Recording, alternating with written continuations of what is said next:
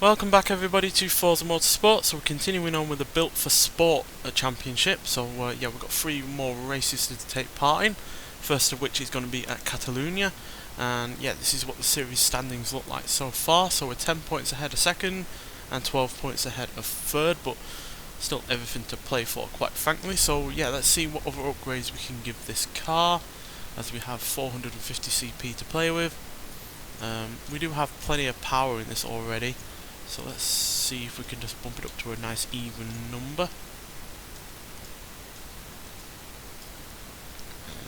Let's see what that gives it. Right, 505. That's pretty good, but it doesn't look like we're going to be able to do anything else really. No.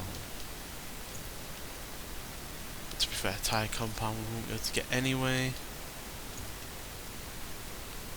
We can give it a better clutch, reduce the weight a little bit and improve the gear changes, so right, that'll do me. So yeah, we've got 505 horsepower now, so plenty of extra power in this car, and it's not, even though it's not the lightest of cars, it's still far from the heaviest either. And as per usual, we'll have to skip over the whole practice, because it doesn't let us skip over it in the main menu. I prefer to learn on the race rather than go around 3 laps just to practice and then start all over again. Doesn't seem necessary to me. Right, so exit, skip practice. Still a shame that it's a lot of faff to get into an actual race. It's pretty much the same for online racing as well. Still feel like the qualifying and the practice time is too long in that. But if you get lucky and the practice is, well, the amount of time left before the race starts isn't too long, then you will do really rather well to not have to wait too long.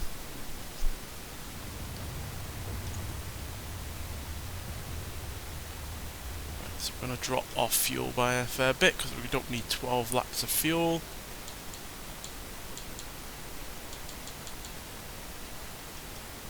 We'll go for 6 laps, just to give us a bit of a contingency, just in case. Don't know how inefficient this car's going to be now that it's got well over 100 horsepower more than it did originally. Looks like we've got a rolling start here as well. Not had one of these yet.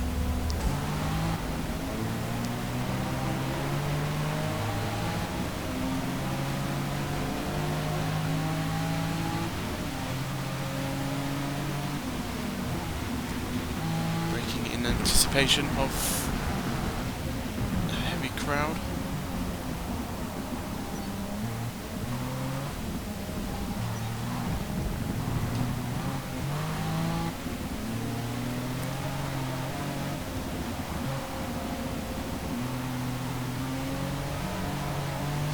It's very damp weather. Which, given we've given this car extra power, is probably not best conditions to be in.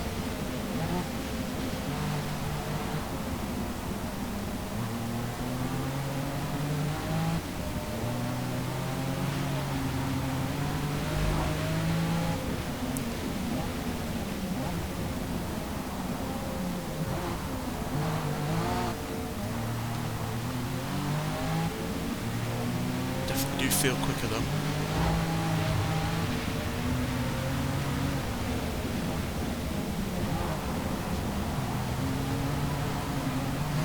7th place now.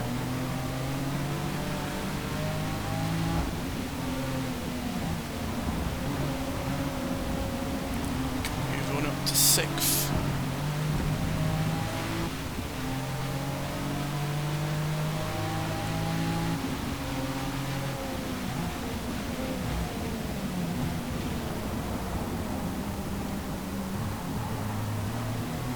Not hard to deal with much in the way of bad weather in multiplayer so far. I think I've had one race at night, and maybe there was a little bit of spitting or drizzle at the beginning of one race, but nothing like this so far in multiplayer, which is a bit of a shame. You'd think the weather would be more varied, given the numerous different races in multiplayer, but alas, not so far.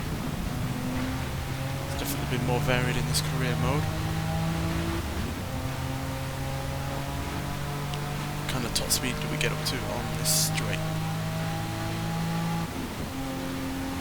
55 miles an hour is pretty quick, considering the conditions.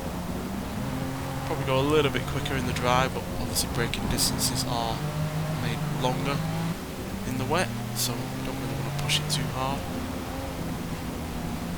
especially since we're not yet in a podium position.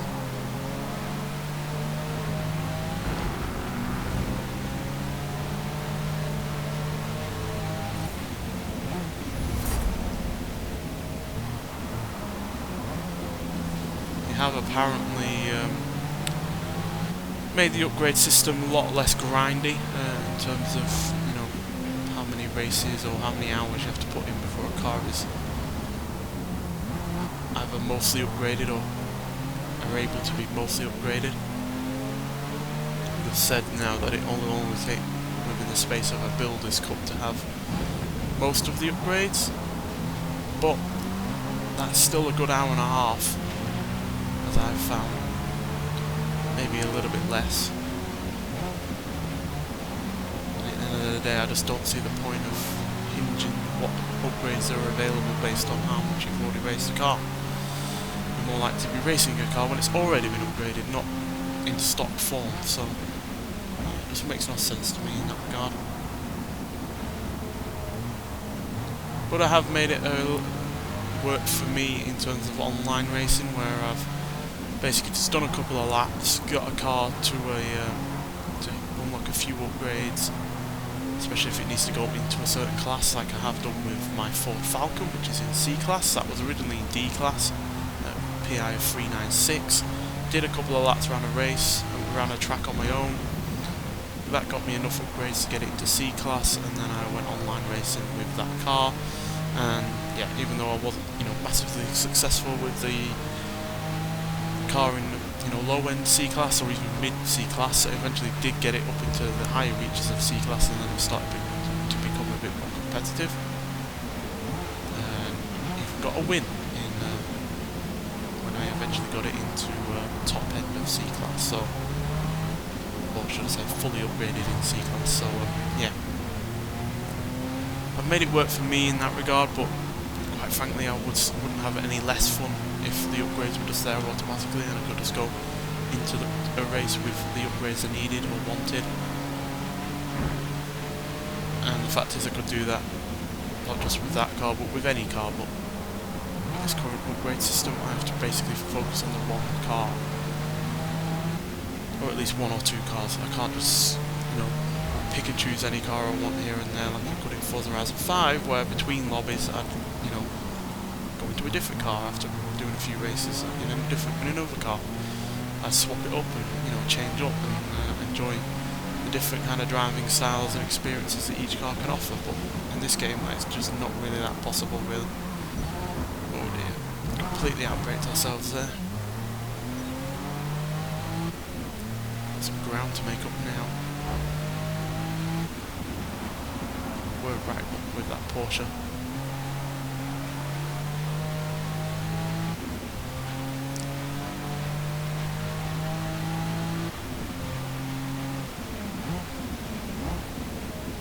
Brakes are not the best in the wet, which probably isn't helped by the tyres not being on the wet kind of tyres.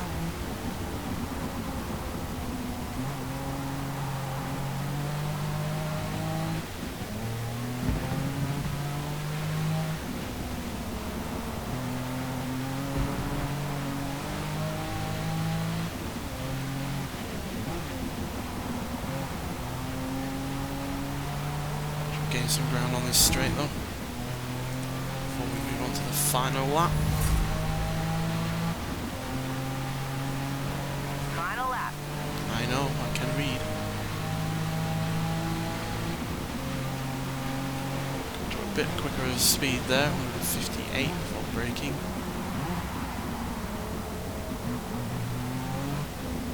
Very nearly outbraked ourselves there, but we managed to gather it up.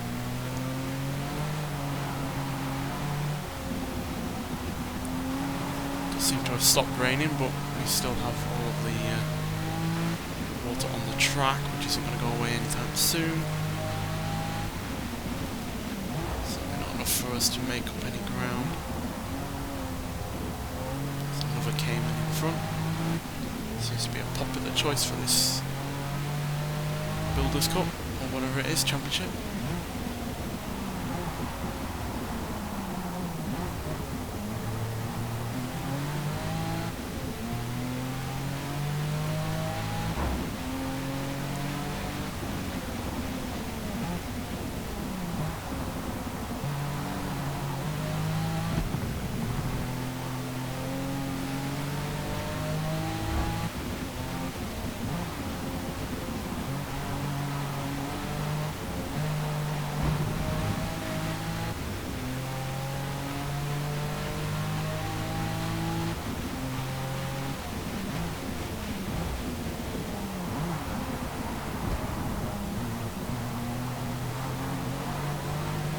Definitely made up some ground on the Porsche, but I don't think it's going to be enough to get a win.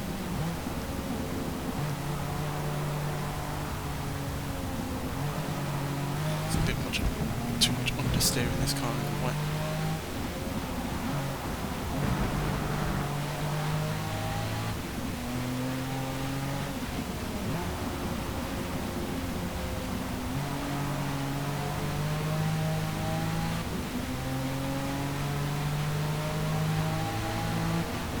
If we had one more lap we would have got him, but regardless, still, second place is good, and at the end of the day I don't expect a win every race, so yeah, but we definitely had the fastest lap there by a considerable margin, by more than 2 seconds over first place, so yeah, we were definitely quicker, we just weren't able to quite punch through the rest of the grid in a quick enough amount of time. But still, we are in first place, but only by 7 points now, rather than the, whatever, what was it, like 12 points or whatever that we were in front last time, so yeah, we've lost out a little bit of our lead, but we do still have the lead regardless, so yeah, let's move on to the 5th race. Very nearly forgot that we had started off in the 4th race, so right, so what have we got? New bumpers and skirts, more credits, so no real upgrades there. Right, let's continue. So we've got 200 to play with now. I think we should concentrate on tyres, but we have the most in the rear. Yeah, we'll upgrade the front tyres because we were, like we said, had some understeer issues, so we clearly need a bit more grip and braking up front. Right, so what else can we get? Upgrade the transmission? No, we only have 150 to play with. Don't really like putting on the Forza wings, to be honest. Flywheel we already have. That'll add another £13, but we do technically gain in the ratio department. But I don't think we really need more power, to be honest. Can't afford the springs. We'll give it some rear anti-roll bars. Not sure how much that'll help, but regardless, let's see what it does. So let's continue. So yeah, this is basically how I do the online racing in terms of upgrading. I'll do a race, get some more points, upgrade it a little bit, and do another race and another race, and yeah, it is a little bit time consuming and it doesn't always produce the results that you want, because, you know, if you're not going to be in the top end of your class that you're racing in, you're unlikely to come all that high up in the leaderboard or have any chance at winning whatsoever. So yeah, it is really annoying in that regard, but it is kind of fun to see the progress of the car that you're in terms of, you know, every upgrade that you give it, you can feel the car getting quicker in the corners, feel it quicker going in a straight line, to the point where now my Falcon has 300 horsepower from an enlarged engine. It's now a 6 litre V8 with 300 horsepower, which is quite potent, but yeah, it doesn't weigh does weigh a fair bit, so that power is put to waste a little bit. But yeah, definitely found myself going in a straight line a lot quicker than some cars, so definitely was having an impact. Alright, so let's go down to 36%. And at least we're in the dry now, so while power can be put to use instead of it being spun away in the wet. No rolling start this time. We probably didn't have a rolling start in the previous one. We probably did have a rolling start even in the previous one because it was wet. I imagine they found that it would be either quite difficult for the AI to get off the line in that kind of weather conditions, or even us, so yeah.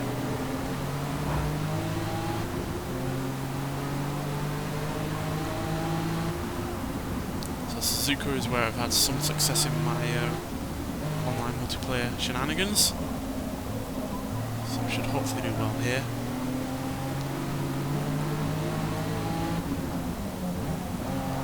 Although that was in my A-class Aston Martin DBS, not my Ford Falcon.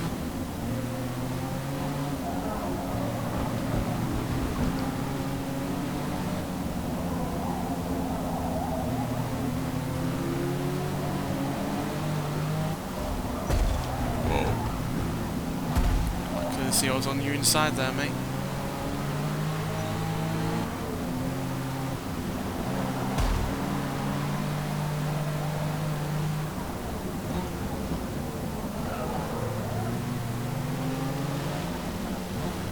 Yeah, the AI do seem a bit dim-witted at times. I mean, why would you force your way into the door of a car that is quite clearly already in front of you and does have the inside line? Why are you braking there?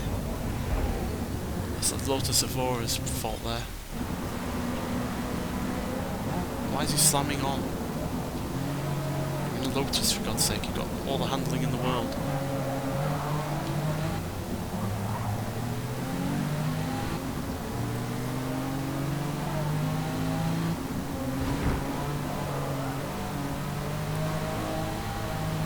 The AI really rather quite dim-witted, considering all of the talk that they had about how the AI has improved and everything like that. I'm really not seeing much of that, to be honest.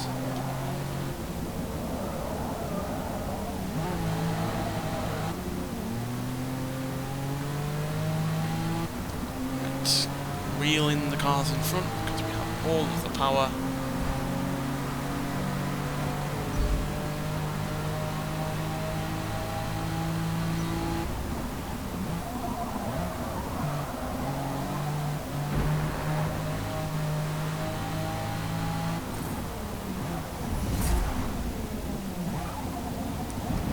So Z4 up front,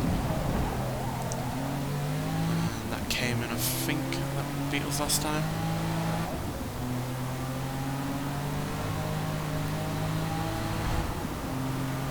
This has even more in the way of straight line speed to offer up on here than it did in the previous one.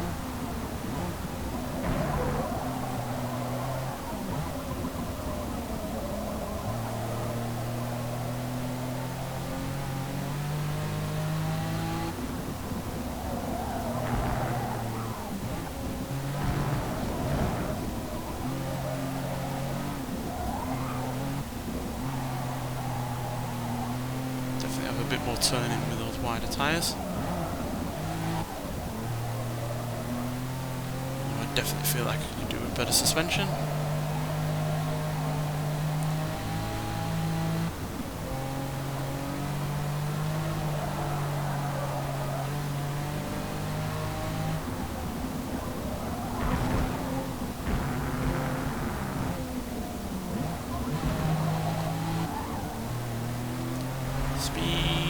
It's another Lotus Evora up front, so yeah, that Porsche in second place is going to lose out on a lot of points, because if it's not in, you know, third or fourth, then you're going to pull out a lead on it regardless of whether or not we win or not.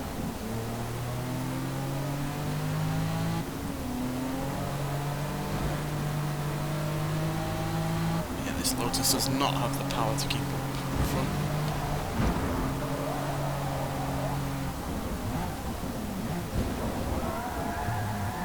Oh dear.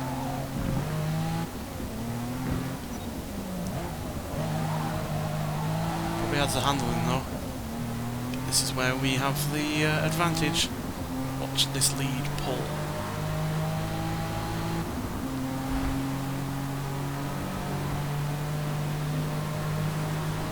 Massive gap already.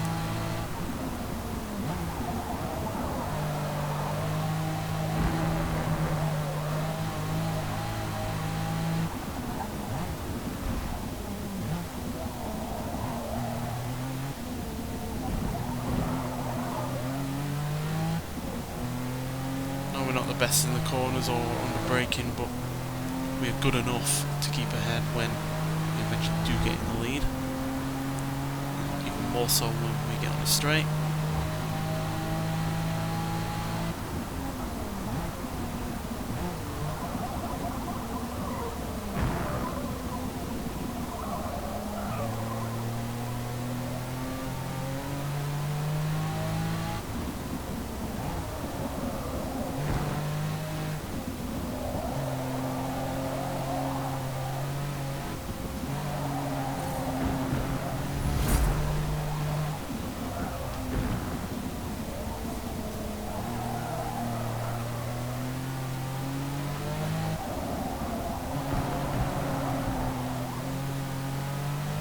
Do expect more reviews of cars on this game, but the reason why I've not been putting them out thick and fast, despite there being a good few out there I want to look at, is because I don't at the moment know how great the car pass is going to be. There's not been a single car so far that has been added that I've been interested in reviewing, because the only cars that have been added have been racing cars. Now, I have used them in my Racing At series, which I'm doing on this game now.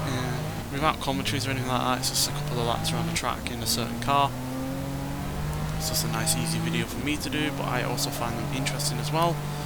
It's always nice to see what a car can do without anyone talking over it, or, you know, only using the game cameras. The replay cameras are fairly decent on this game, so yeah, plus you can hear and see the car in its full form without any interruptions or anything like that, so that's why I like doing that series. But it also means that any cars that are added to the game, even by the car pass or any other means that they can be used in some capacity instead of just being, you know, another car on the game that I'm not really ever going to use unless I'm forced to, or it's the only car that I can use for a certain championship or anything like that. So yeah, so that's what a bunch of them have been so far.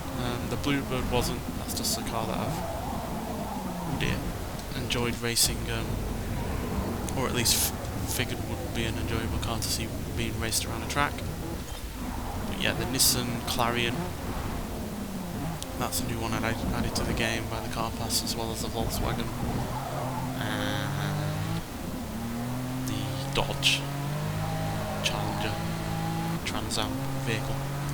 So yeah, they're the ones that have been added to the game by the car pass that we've tried out so far in that Racing At series. One more. Finish strong.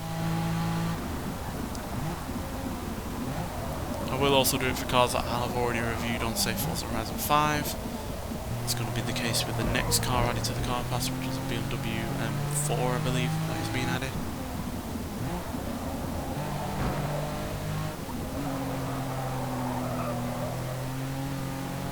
But hopefully in the car pass they will add vehicles that are actually you know, not just race cars or cars we've already seen in a previous, only recent game.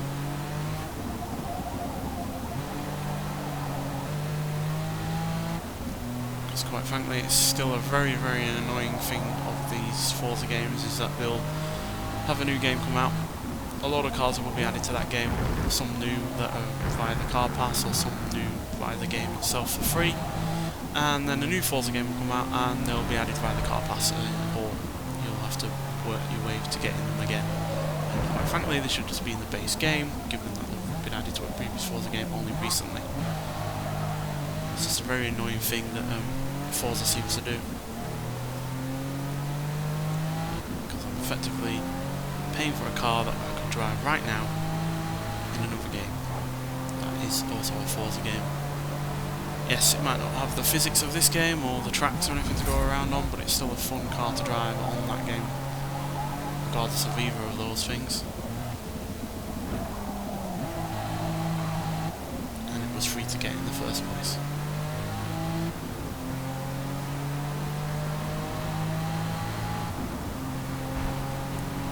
So we've built up a massive lead.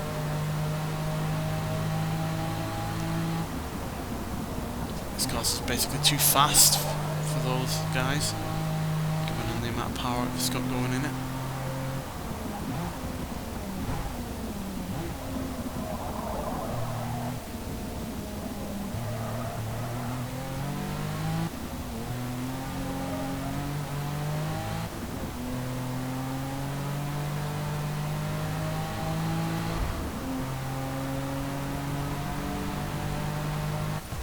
And there we go.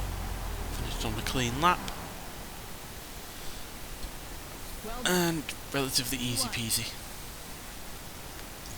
So that's definitely going to help us in terms of points, yep. Second place only got 19 points there. So now we've gained an increase now, so we are 16 points ahead of second and 26 points ahead of third. Those have already did pretty well though to gain those kind of points, as you can see now. It's comfortably ahead of the other Porsche 718. But yeah.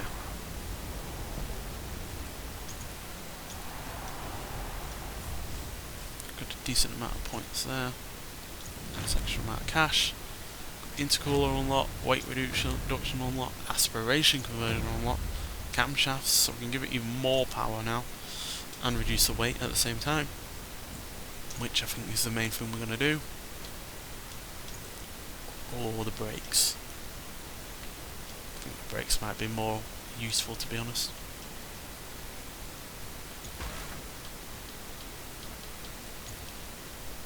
Yeah, we can't do any of that anyway. Could give it twin turbos if we wanted, but you need a massive 1000 CP for that. That's ridiculous. See what I mean? This is why I'm not currently doing the how fast will it go series on this game, because it's just going to take far too long to get any of the upgrades that I really quite need, to be honest.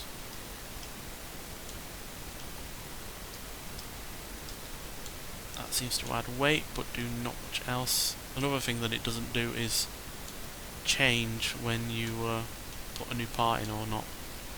It has to come out and go back in and then see, but it doesn't seem to make any difference regardless, so I don't know what the benchmarks are or anything like that. It doesn't seem to do very much at all for the game.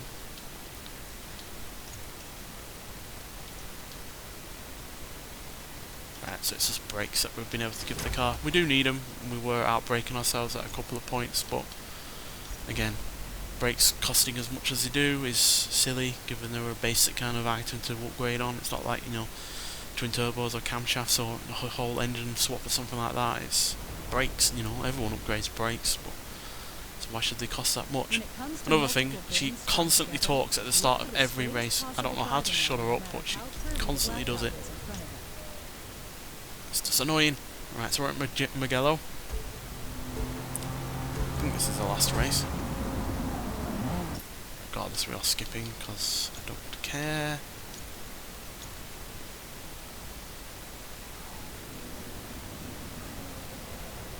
Come on.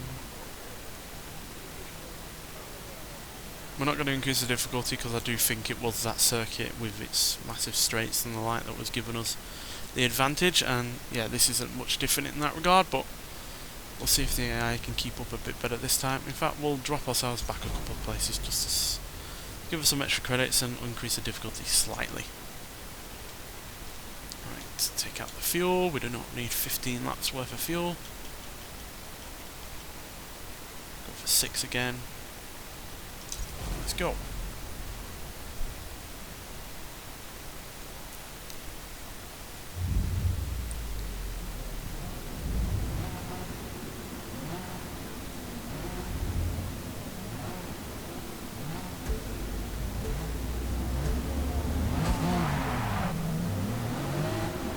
So yeah, improving the brakes, obviously not only decreases our stopping distance, also decreases the weight in general because the race brakes are lighter than the standard ones. So we've got better brakes and less momentum to slow down all in one go. So, oh dear, I didn't want me to hit the BMW there.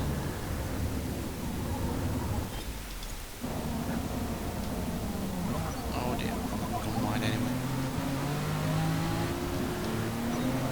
Someone's completely gone off. We get rammed anyway, so whatever. Hey, that was not my fault. They hit me, I didn't hit them. Psychic, I can't predict that someone's going to crash into me.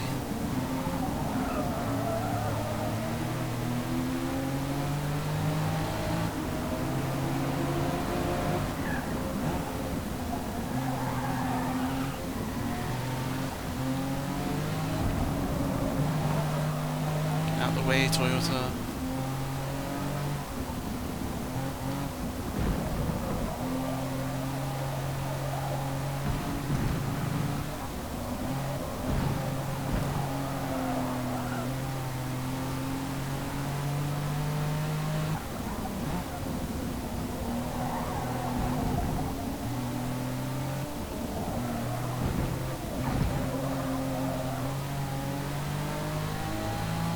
This car's definitely suited to these kind of tracks where there's a lot of straights and reasonably fast corners.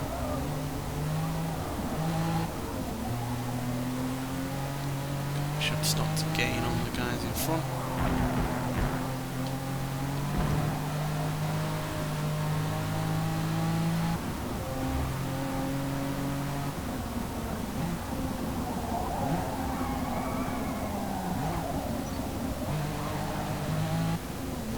Break myself there, that was purely my fault, not the car's. Right, let's see if we can reel them in. Speed, warp power, which is pretty much what 5th gear is on this car.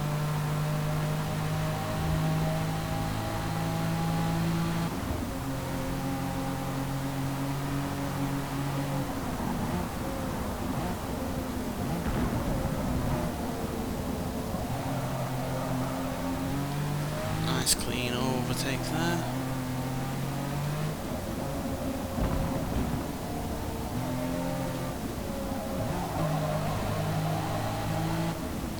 Bit of a longer race this one, 5 laps instead of 4.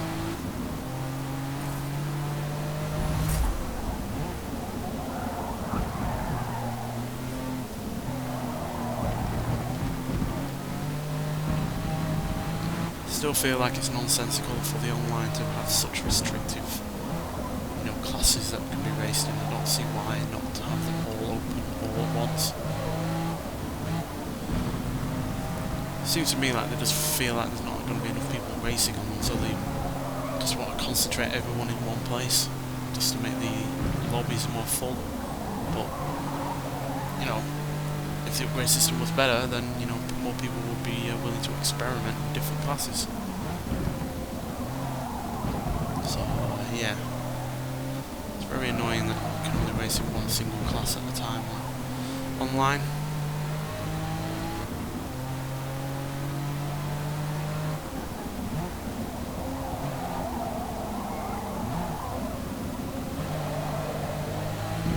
Because at the end of the day, the whole joy of Forza games in the past have been experimentation, because the upgrades weren't overly costly, they weren't restricted or anything like that. You could just get in any car, see what you could do with it, with certain upgrades. Granted, not all of the time those upgrades would work, or the car wouldn't be all that effective at times, but all it cost you was a few thousand credits. I think the most I've ever upgraded a car on in terms of cost on Forza Horizon 5 was about 120,000 credits or something like that. 3 more. That's not an exorbitant amount or anything like that. It doesn't take very much time at all to get that kind of money. But the experimentation made it worth the risk of spending that money in the first place. And it's always been fun to do that on those games.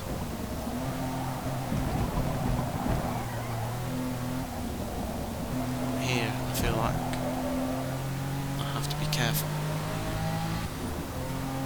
If I decide to go into a certain car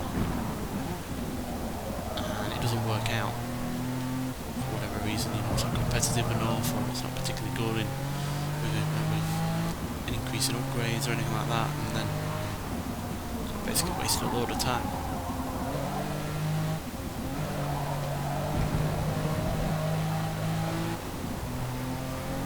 But I am glad I chose this car to drive in this championship because it has proved to be worthwhile, especially with the upgrades added on.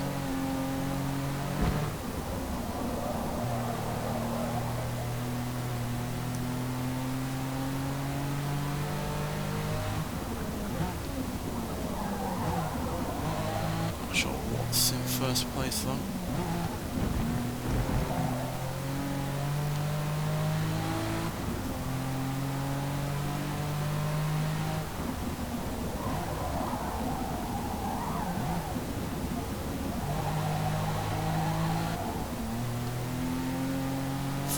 Catch up though.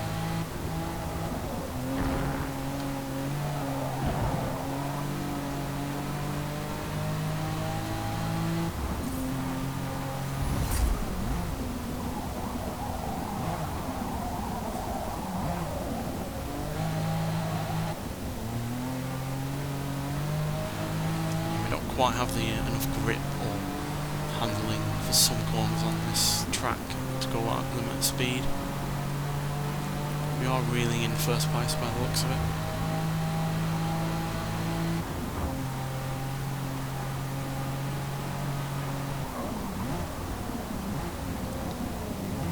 These have the braking capacity. It's an Alpine A110 by the looks of it.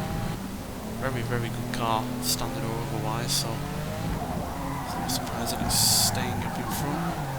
Oh, we've slipped massively there.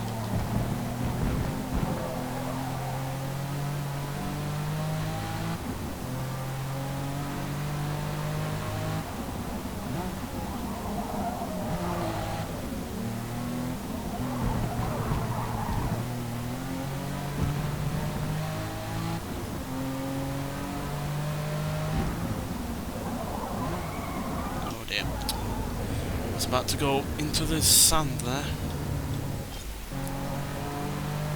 We do not want that. Does seem to still understeer a fair bit at certain speeds. It's not got the most amount of grip up front, which is probably not helped by the fact that the suspension is standard and it's still quite a heavy car.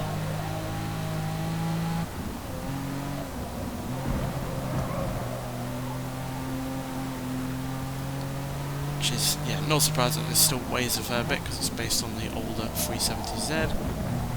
Despite the amazing looking body and, you know, the new engine and whatnot, it's still a bit of an archaic car underneath.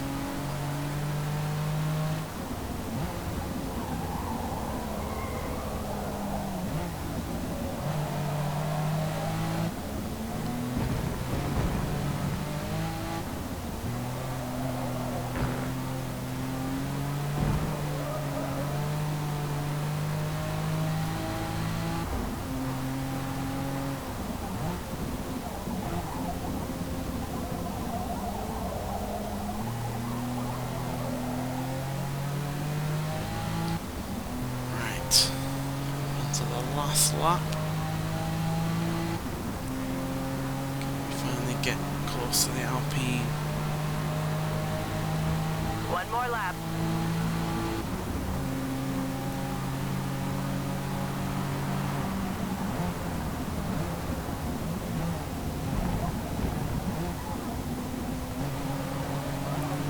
We're ahead, but can we hold it?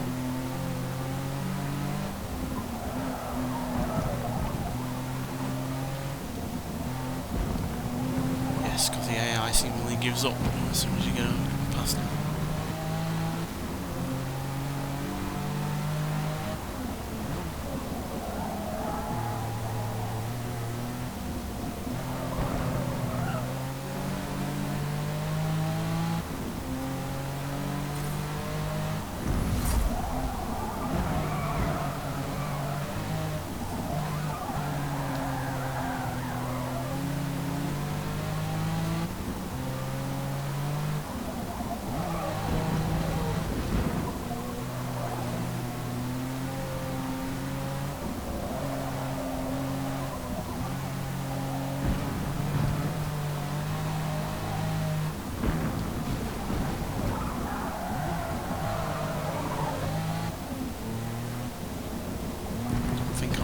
tyres are at their 100% anymore. Sliding around a fair bit.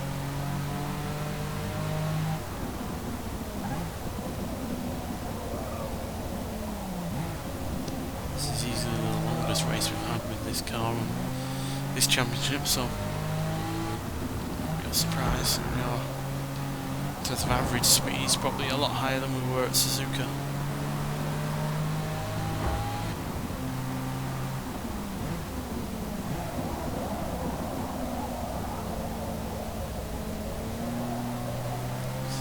Corners it slow down probably for, like on there, especially with that chicane.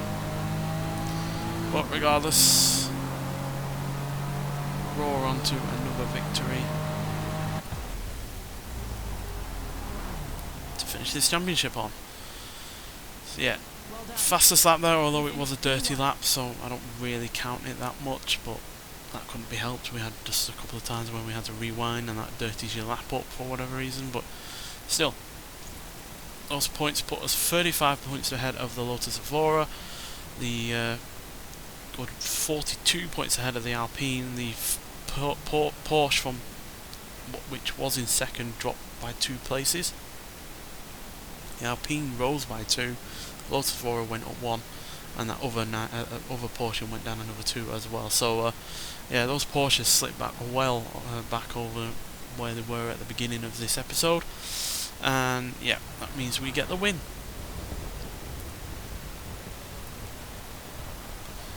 Which I am happy about. The car itself was overall reasonably good.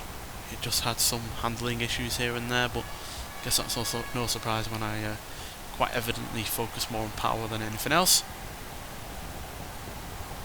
But still, a win is a win no matter what way you get there, as long as it's clean. So yeah, nonetheless, so thank you for watching, and I'll see you in the next one.